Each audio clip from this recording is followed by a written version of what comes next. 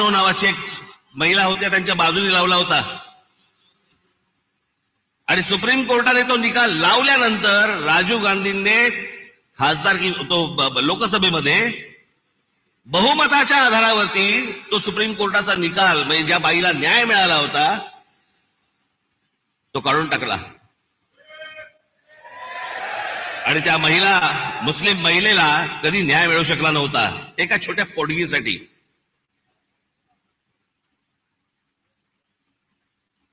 पण मोदीजींनी ती एक गोष्ट करून दाखवली की तो ट्रिपल तलाक तलाक तलाक तलाक तो कायदाच रद्द करून टाकला आणि हिंदुस्थानातल्या सगळ्या जेवढ्या मुस्लिम महिला आहेत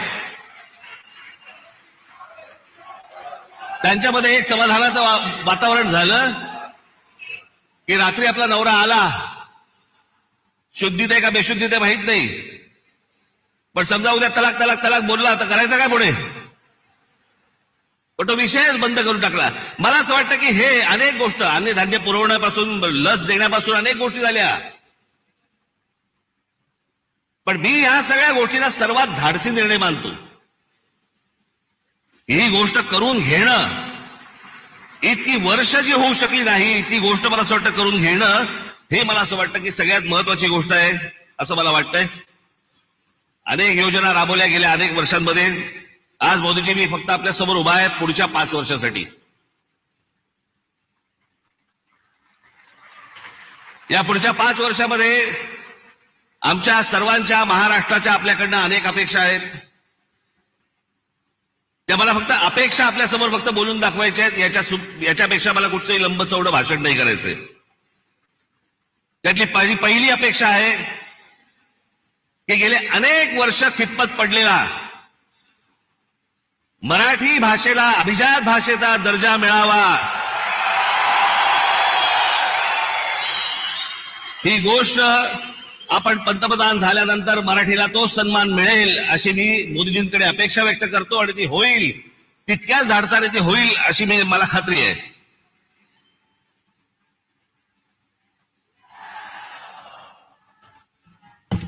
दुसरा विषय, कारण बाकीचे कसं आहे, बाकीच्या सगळ्या गोष्टी महाराष्ट्रामध्ये करण्यासाठी म्हणून आमचे देवेंद्रजी आहेत, एकनाथराव आहेत, अजितदादा आहेत, बाकीचे करतील.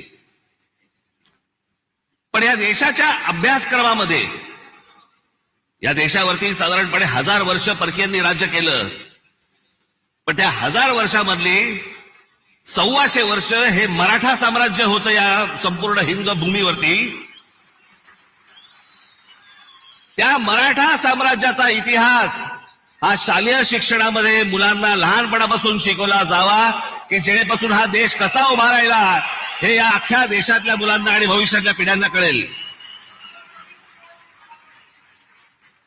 तिसरी गोष्ट,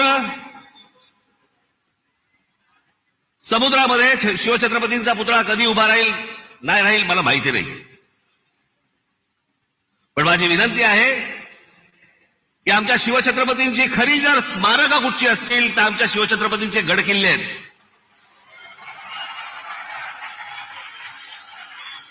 आणि या गड किल्ल्यांना पूर्वीचं ऐतिहासिक वैभव प्राप्त करून देण्यासाठी म्हणून आंतरराष्ट्रीय दर्जाची एक समिती नेमावी.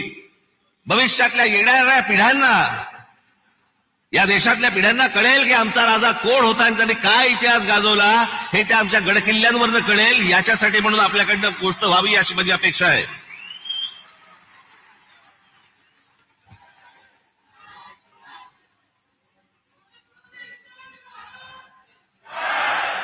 चार 5च गोष्टी म्हणजे फार नाही आहेत. देशभरामध्ये अनेक ठिकाणी मोदीजी आम्ही पाहिलं की आपण उत्तम रस्ते बनवलेत, अनेक फ्लायओव्हर्स बनवलेत, अनेक ब्रिजेस बनवलेत.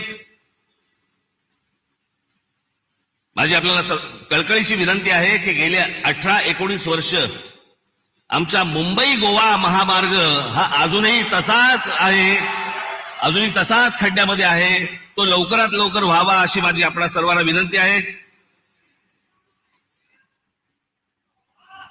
मगाशी रामदासभाईंनी उल्लेख केला, मोदीजी आपण पण आपल्या अनेक सभांमध्ये पण सांगितलं, पण आज जरा खडसावून सांगावं की या भारतामध्ये डॉक्टर बाबासाहेब आंबेडकरांनी जे उभं केलेलं जे संविधान आहे त्या संविधानाला कुठेही धक्का लागणार नाही. तुम्ही लावणार कधीच नव्हतात, पण जे विरोधक ज्या प्रकारचा प्रचार करतायत मला असं वाटतं त्यांची तोंड एकदाचीच बंद व्हावीत की जेणेकरून परत त्यांची तोंड उघडली जाणार नाहीत. अशी अनेक जनतेची या महाराष्ट्रातल्या अपेक्षा आहे. या देशामध्ये अनेक करोडो मुसलमान आहेत, लाखो मुसलमान आहेत, देशभक्त मुसलमान आहेत, जे या देशावरती प्रेम करतात, जे या देशावरती खरंच त्यांची निष्ठा आहे. खरं तर सांगायची गरज नाही, पण काही मुठभर आहेत जे आज उद्धव ठाकरे आणि काँग्रेसला जे पाठिंबा देणारे आहेत ना, त्यांचा उद्देश हा फक्त गेल्या 10 वर्षात त्यांना डोकं वरती नाही काढता आलंय. आणि ते डोकं वरती काढण्याचा मार्ग कोणता, तर काँग्रेस सारखा सुलभ मार्ग नाही. याच्यासाठी म्हणून ते आज त्यांना सगळ्यांना पाठिंबा देत आहेत. पण लाखोच्या संख्येने, करोडोच्या संख्येने आज मुसलमान आपल्या बरोबर आहेत. त्याला एक शाश्वती पाहिजे, त्याला मनात आदर आहे, तो काम धंदेवाला आहे, त्याला काम करायचं या देशामध्ये, तो या देशाचा नागरिक आहे, पिढ्यानपिढ्या राहणार आहे. पण मला असं वाटतं की हे जे मुठभर आहेत, हे ओवेसी सारख्या ज्या अवलादी आहेत, यांच्या मागून फिरणारे जे लोक आहेत, यांचे जे अड्डे आहेत, हे अड्डे एकदा तपासून घ्या. तिथे माणसं घुसवा,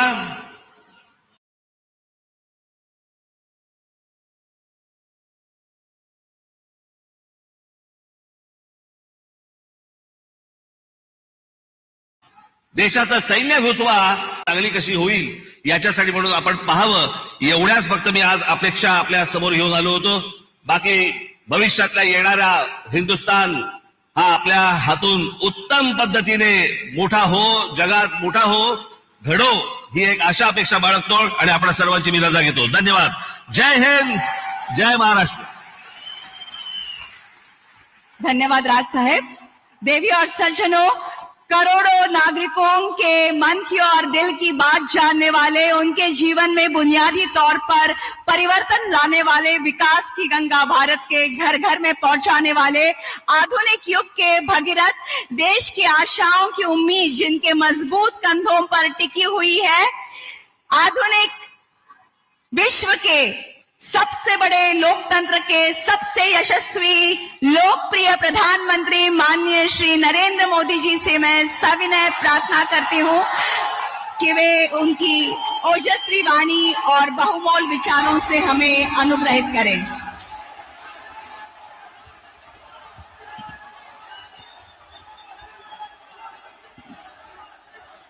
जय भवानी, जय भवानी, जय शिवाजी. छत्रपति शिवाजी महाराज की, छत्रपति शिवाजी महाराज की. समस्त मुंबईकरांना माझा राम राम. कसे आहात तुम्ही?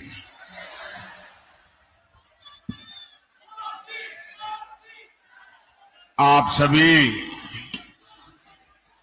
हमें आशीर्वाद देने आए हैं. मैं आपका हृदय से बहुत बहुत आभार व्यक्त करता हूं. साथियों, मुंबई ये शहर सिर्फ सपने नहीं देखता, मुंबई सपनों को जीता है.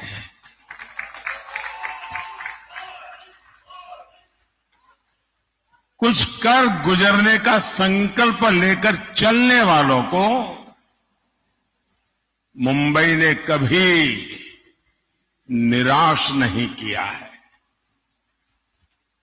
इस ड्रीम सिटी में मैं आपसे 2047 के ड्रीम को लेकर के आया हूं.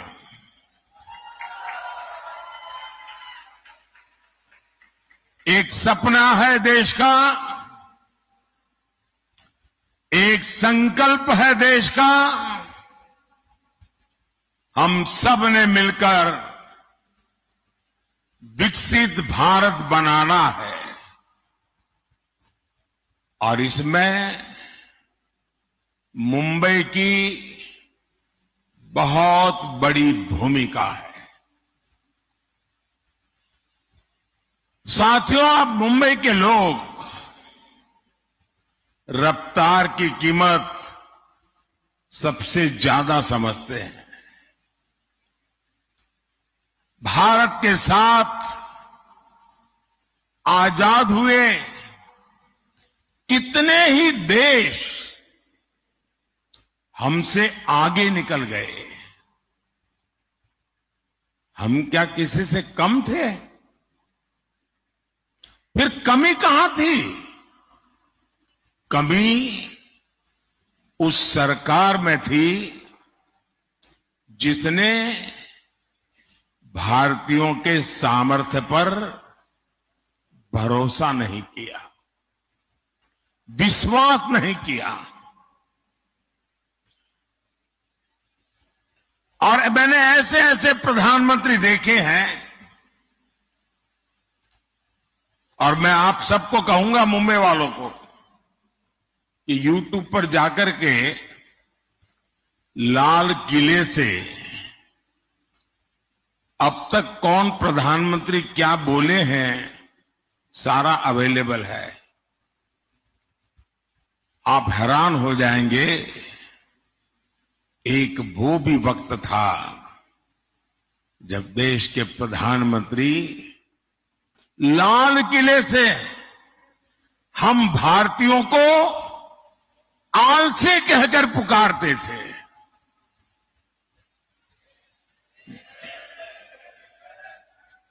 जिन सरकारों की सोच ऐसी रही हो, वो देश को कभी आगे नहीं बढ़ा सकते। मैं आज पूरी गंभीरता से कह रहा हूं, आजादी के बाद गांधी जी की सलाह पर अगर कांग्रेस को भंग कर दिया गया होता तो आज भारत कम से कम 5 दशक आगे होता।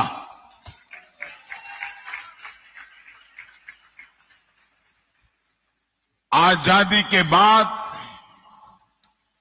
भारत की सभी व्यवस्थाओं का जो कांग्रेसीकरण हुआ, उसने देश के 5 दशक बर्बाद किए हैं। साथियों, देश आजाद हुआ तो भारत दुनिया की 6ठी बड़ी अर्थव्यवस्था था। हम दुनिया में नंबर 6 पर थे और 2014 में जब कांग्रेस गई और हमें जब सत्ता सुपुर्द की, तब देश की अर्थव्यवस्था 6 नंबर से 11 नंबर पहुंच गई थी। ये इन्होंने काम करके गए हैं। और जब से आपने इस सेवक को काम दिया, 10 साल में आज देश दुनिया की 5वें नंबर की आर्थिक ताकत बनकर के खड़ा है।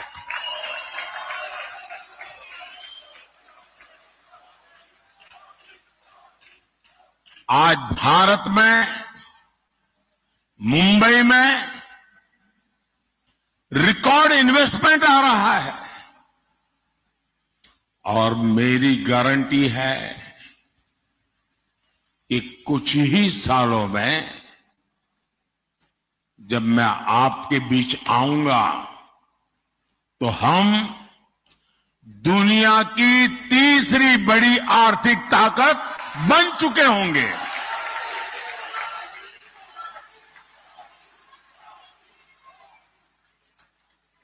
और मैं आपको भी गारंटी देने आया हूं और मैं आपके बच्चों के लिए विश्वास लेकर के आया हूं। मैं आपको विकसित भारत देकर जाने वाला हूं।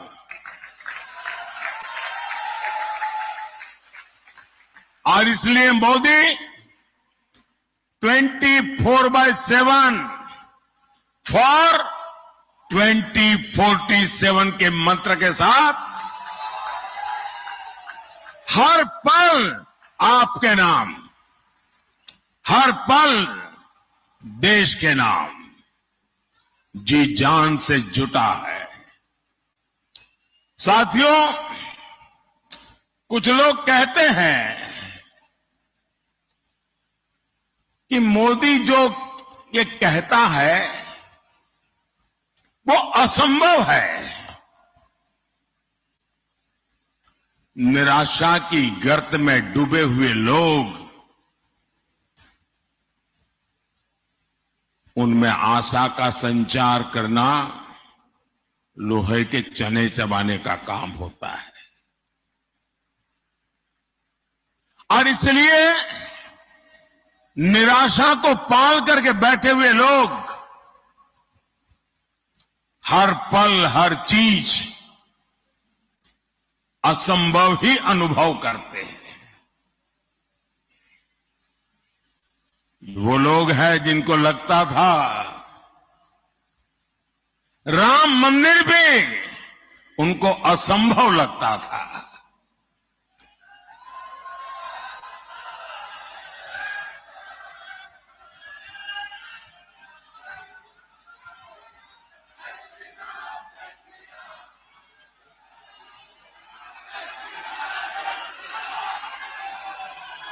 साथियों, दुनिया को कभी न कभी इस बात को स्वीकार करना पड़ेगा कि भारत भूमि में रहने वाले लोग अपने विचारों के इतने पक्के थे, अपने इरादों के इतने पक्के थे कि एक सपना लेकर के 500 साल तक लड़ते रहे।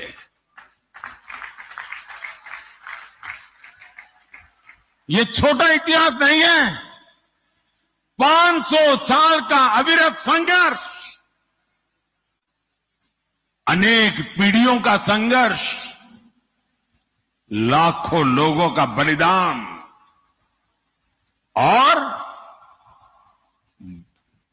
500 साल तक संजोया हुआ सपना आज रामलला भव्य मंदिर में विराजमान है।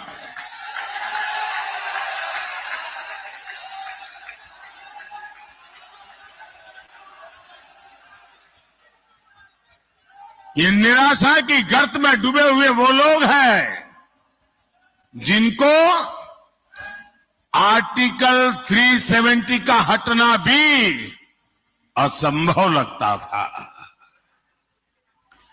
आज हमारी आंखों के सामने आर्टिकल 370 की जो दीवार थी ना, उस दीवार को मैंने कब्रिस्तान में गाड़ दिया है।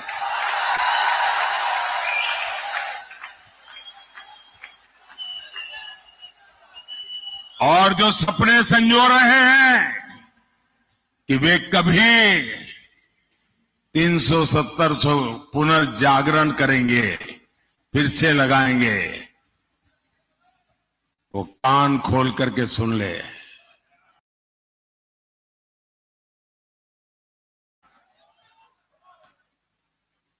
ये विरासत मामूली विरासत नहीं है। दुनिया की कोई ताकत दोबारा 370 नहीं ला सकती है।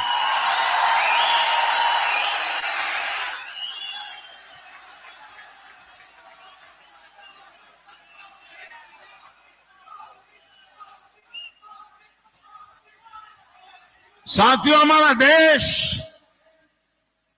दशकों तक सीरियल बम धमाकों से लहूलुहान होता रहा। आतंकी हमलों से मां भारती का सीना चीर दिया जाता था। मुंबई जैसे हमारे शहर थर्राते रहते थे। एक ही गूंज सुनाई देती थी, कहीं कोई लावारिस चीज दिखाई दे तो पुलिस को जानकारी देना। एयरपोर्ट जाओ, स्टेशन पर जाओ, हर जगह पे लिखा रहता है लावारिस चीज को हाथ पर लगाना, लावारिस चीज से चौकन्ना रहना। 10 साल हो गए, सुना है क्या? सब बंद हो गया कि नहीं होगा? ये इनको असंभव लगता था। और अभी राज बता रहे थे 3 तलाक। देश की संसद ने 3 तलाक को ही तलाक तलाक तलाक कह दिया।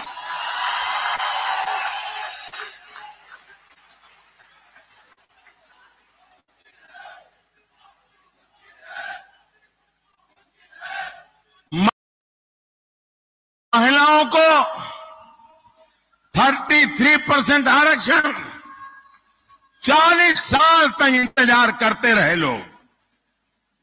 संसद में बहस होती थी और जो आज संविधान को सर पर रख करके नाच रहे हैं, उन लोगों ने पार्लियामेंट में 33% आरक्षण के बिल को छीन करके फाड़ दिया था।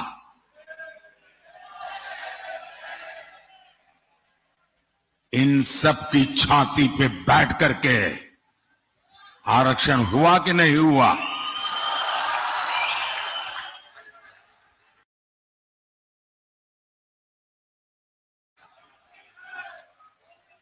कांग्रेस 60 साल तक कहती रही कि गरीबी हटाएंगे,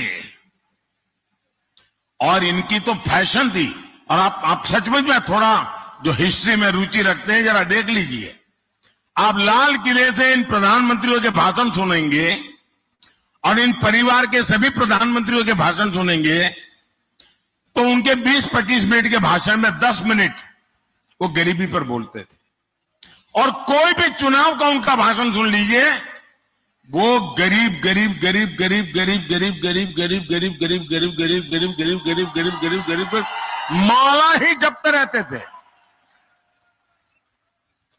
लोगों की आंख में धूल झोंकते थे और गरीबों को एहसास कराते रहते थे कि तुम तो गरीबी में जीने के लिए ही पैदा हुए हो।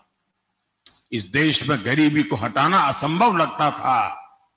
भाइयों बहनों, मोदी ने 10 साल में 25 करोड़ लोगों को गरीबी से बाहर निकाल करके दिखा दिया है।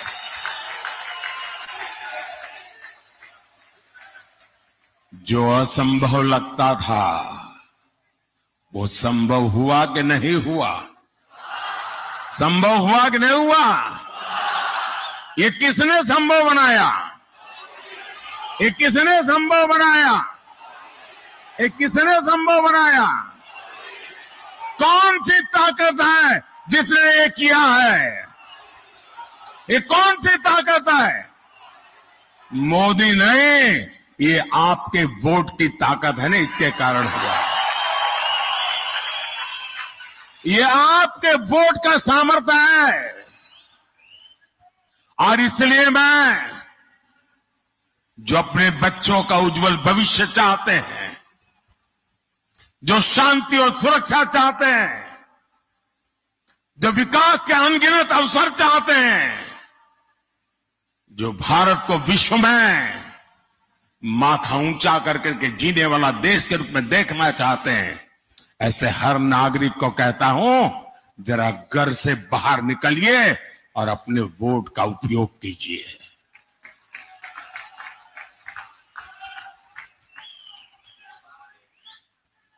और मेरा आपसे आग्रह है, मैं आज मुंबई करके पास आया हूं, आपसे आशीर्वाद मांगने आया हूं। आप रिकॉर्ड तोड़ करके सारा मतदान करके दिखाइए इस बार।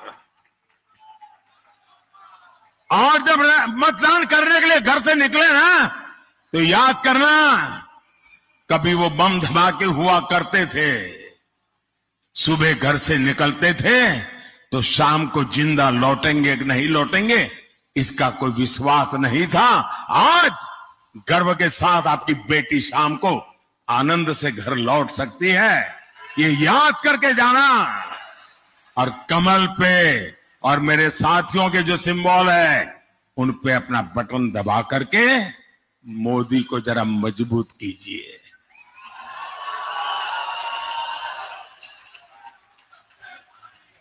आपका एक वोट राष्ट्र हित में बड़े फैसलों का आधार बना है, और इसलिए एक एक वोट जरूरी है। साथियों, इन लोगों ने जब जनादेश चुराकर सरकार बनाई, मैं महाराष्ट्र की बात कर रहा हूं, जनादेश को चुराकर सरकार बनाई तो विकास कार्यों से भी अपनी दुश्मनी निकाली। बुलेट ट्रेन का काम हो, मुंबई मेट्रो का काम हो, डेडिकेटेड फ्रेट कॉरिडोर हो, जेएनपीटी में कंटेनर टर्मिनल का काम हो, मुंबई से जुड़े हर बड़े प्रोजेक्ट को इन्होंने लटकाया, अटकाया और भटकाया। ये मुंबई के लोगों से दुश्मनी निकाल रहे थे। साथियों, मोदी का एक महत्वपूर्ण संकल्प है। मोदी मुंबई को उसका हक लौटाने के लिए आया है।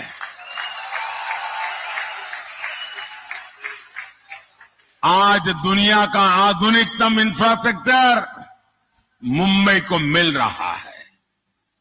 आज यहां अटल सेतु है, मुंबई मेट्रो का विस्तार हो रहा है, मुंबई लोकल का आधुनिकीकरण हो रहा है, नवी मुंबई में एयरपोर्ट बन रहा है, वंदे भारत ट्रेनें चल रही हैं, और वो दिन दूर नहीं जब देश की पहली बुलेट ट्रेन मुंबई को मिलेगी।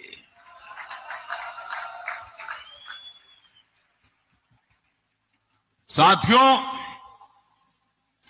आगे बढ़ते हुए भारत में एनडीए गठबंधन रोजगार के नए नए सेक्टर्स बना रहा है। पिछले 10 साल में भारत में 1.25 लाख से ज्यादा नए स्टार्टअप बने हैं। 8,000 से अधिक स्टार्टअप तो अकेले हमारी मुंबई में है। बीते 10 सालों में भारत मोबाइल मैन्युफैक्चरिंग में दुनिया का दूसरा सबसे बड़ा देश बना है जी। हम कभी मोबाइल फोन इंपोर्ट करते थे, आज हम मोबाइल फोन एक्सपोर्ट कर रहे हैं जी। टेक्नोलॉजी से लेकर टेक्सटाइल तक, टैलेंट से लेकर टूरिज्म तक, स्पेस से लेकर स्पोर्ट्स तक, आने वाले 5 सालों में नौजवानों के लिए असीम अवसरों से भरा भारत दुनिया की नजरों में एक बहुत बड़ी आशा का कारण, विश्वास का कारण बना हुआ है। और इसका बहुत बड़ा फायदा मुंबई के युवाओं को होगा, मुंबई के प्रोफेशनल्स को होगा। हमारी सरकार मातृभाषा में पढ़ाई को भी बहुत महत्व दे रही है। नई नेशनल एजुकेशन पॉलिसी के तहत अब मराठी में भी मेडिकल और इंजीनियरिंग की पढ़ाई संभव होगी। मैंने सुप्रीम कोर्ट से कहा था, मैंने कम से कम आप जजमेंट का ऑपरेटिव पार्ट होता है वो तो उस क्लाइंट की भाषा में दो। ये क्या अंग्रेजी का झंडा लेके घूम रहे हो तुम लोग? और आज सुप्रीम कोर्ट से अगर कोई मराठी भाषी व्यक्ति का केस चल रहा है और उसको जजमेंट का ऑपरेटिव पार्ट मराठी में चाहिए तो मिलना तय हो चुका है दोस्तों। भाई और बहनों, शहरी मिडिल क्लास हो या फिर शहरी गरीब, ईज ऑफ लिविंग ये मोदी की प्राथमिकता है। जो झुग्गियों में रहता है उसको भी आज पक्के घर का भरोसा मिला है। सबके घर का सपना पूरा हो, इसके लिए मोदी सरकार हजारों करोड़ की मदद दे रही है। आज महाराष्ट्र के 45,000 से ज्यादा रियल एस्टेट प्रोजेक्ट्स रेरा कानून के दायरे में आए हैं। मतलब इन्वेस्टर के लिए विश्वास का पक्का व्यवस्था मिली है। अकेले महाराष्ट्र में ही है 17,000 से ज्यादा इन्वेस्टर्स की शिकायतों का निवारण हुआ है। साथियों, क्वालिटी हेल्थ केयर और सस्ता हेल्थ केयर ये हमारा फोकस है। और अब तो मोदी ने तय किया है, आप जो बेटे बेटी कमाते हैं ना, आज हर घर में बुजुर्ग होते ही हैं। माता पिता, दादा दादी, चाचा चाची, नाना नानी, और 70 साल के बाद छोटी मोटी कोई न कोई बीमारी तो होती ही होती है। अब जो बेटा बेटी मेहनत करके कमाते हैं उनके सामने चिंता रहती है, वो मां बाप को संभालने के लिए तैयार है, लेकिन एक तरफ अगर बीमारी आ गई तो चिंता रहती है कि रोजमर्रा का जिंदगी कैसे गुजारेंगे और बच्चों की आशा अपेक्षाओं का क्या। हर कमाने वाले बेटे बेटी को चिंता रहती है।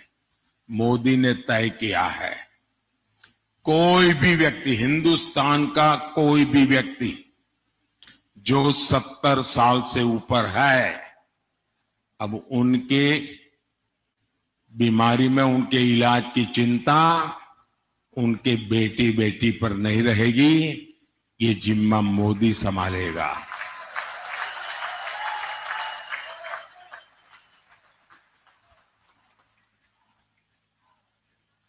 हम जानते हैं मेडिकल इंश्योरेंस कराने में आपको कितनी दिक्कत आती थी, वो भी अब भूल जाइए।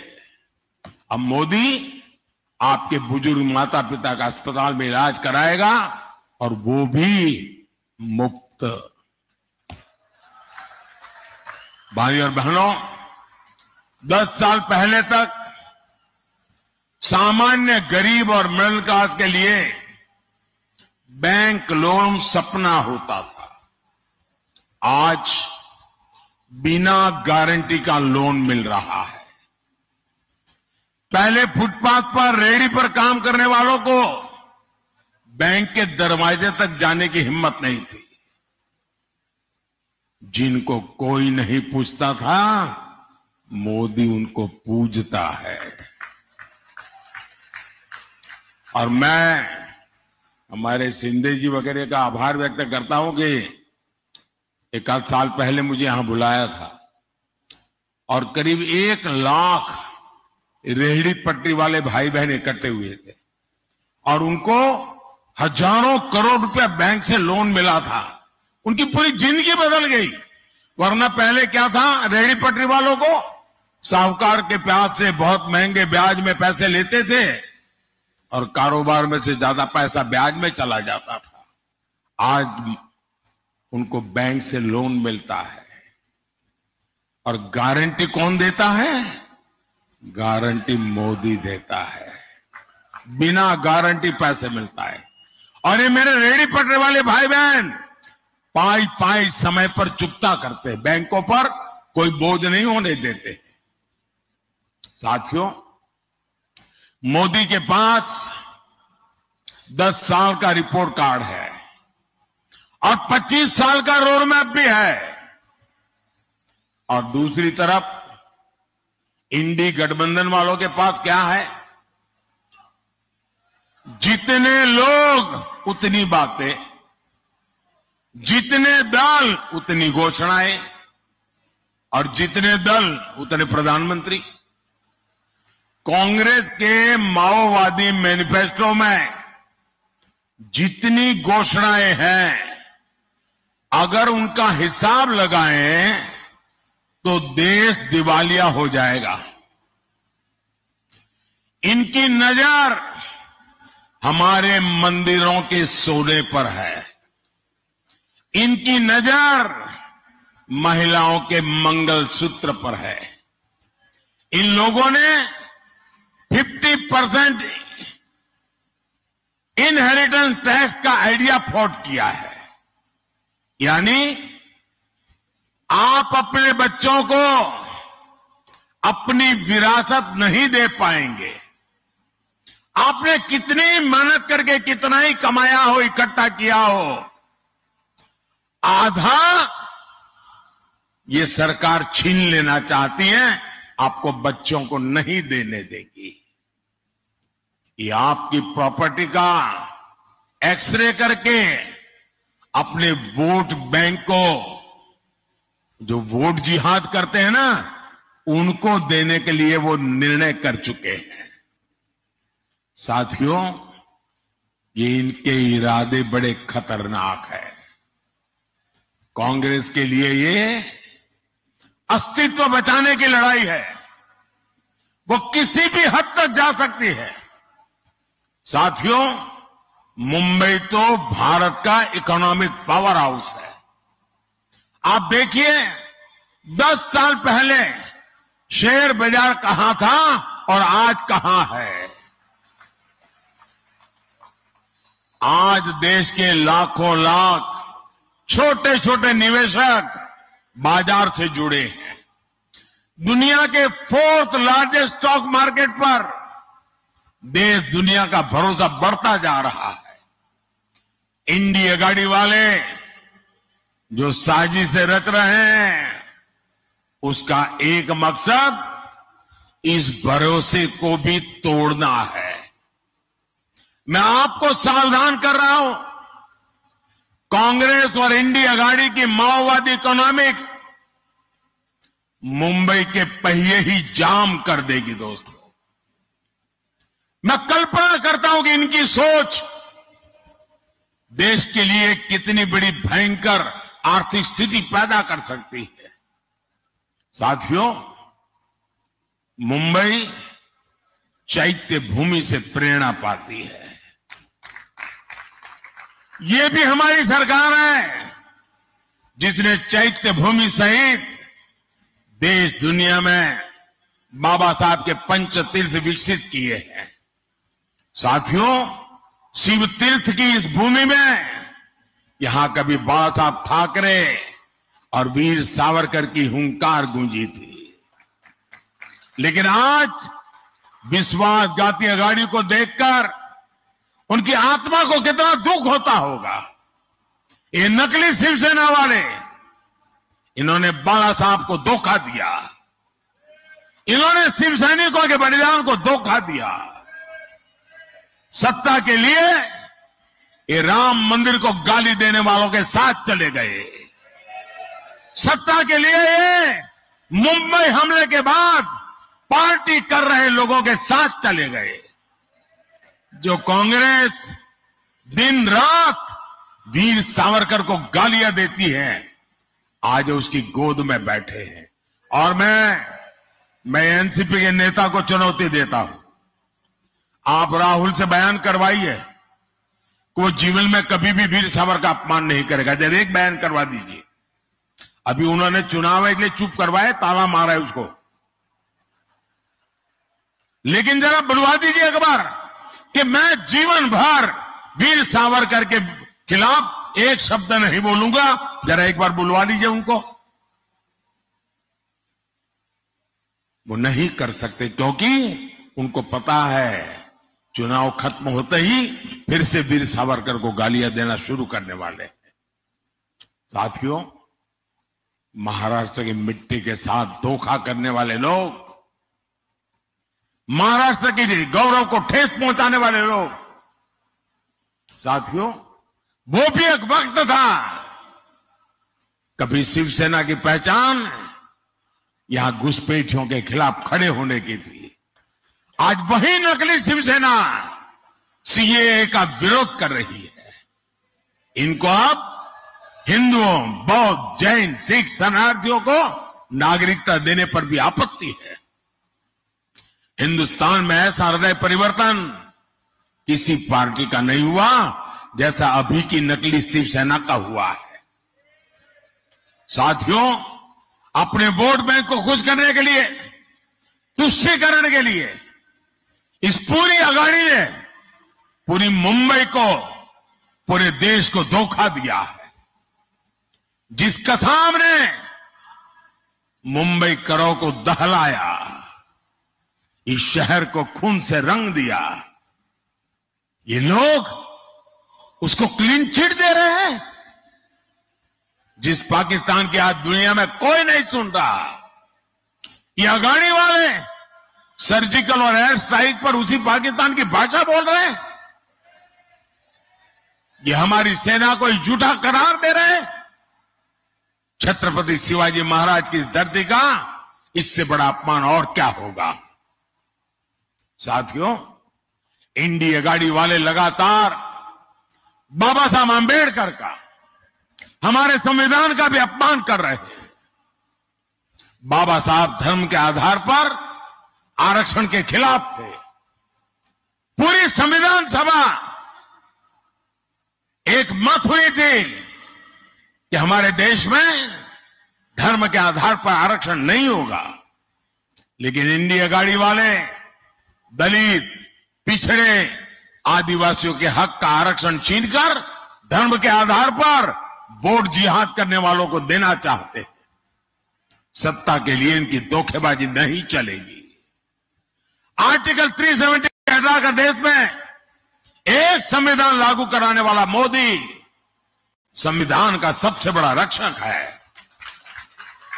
और जो लोग आज संविधान को माथे पर लेकर के नाच रहे,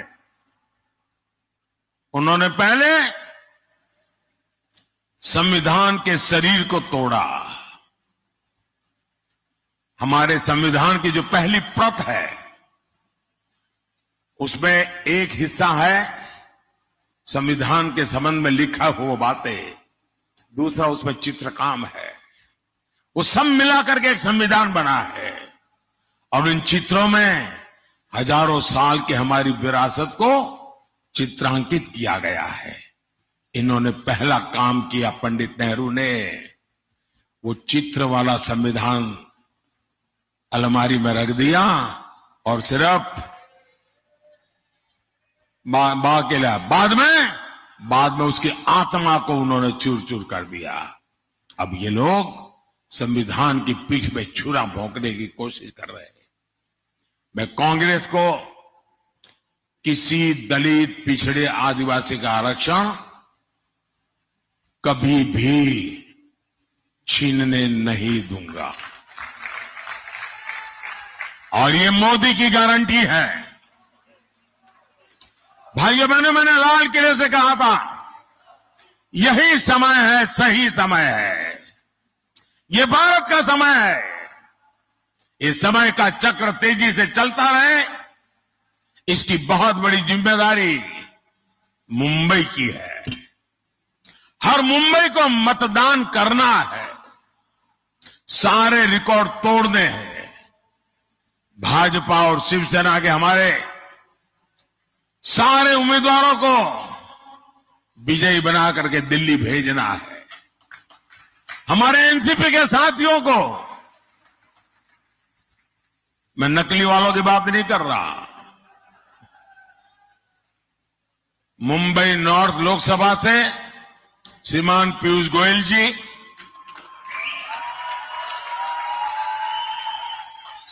मुंबई नॉर्थ वेस्ट लोकसभा से रविंद्र वायकर जी,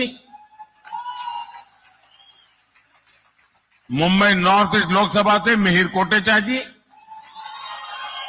मुंबई नॉर्थ सेंट्रल से उज्जवल निगम जी, मुंबई साउथ सेंट्रल से राहुल सोयवाले जी, मुंबई साउथ लोकसभा से श्रीमती यामिनी यादव जी,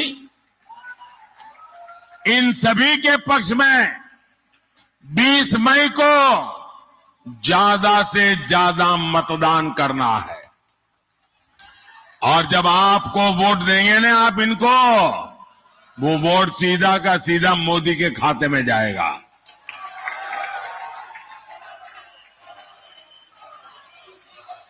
साथियों, मैं पूरा हिंदुस्तान घूम के आया हूं और मैं विश्वास से कहता हूं, इस बार के चुनाव नतीजे पुराने सारे रिकॉर्ड तोड़ने वाले होंगे।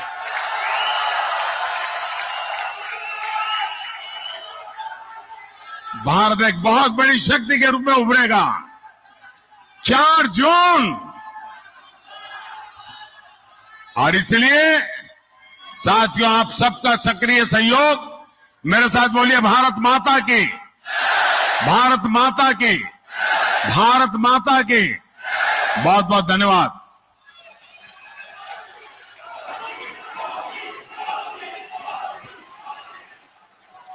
आपका संबोधन पूंजी के रूप में हमारे लिए प्रेरणा का स्रोत बना रहेगा।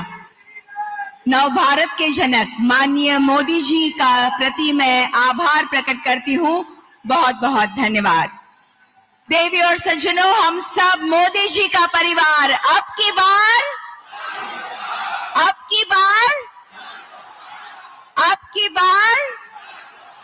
धन्यवाद।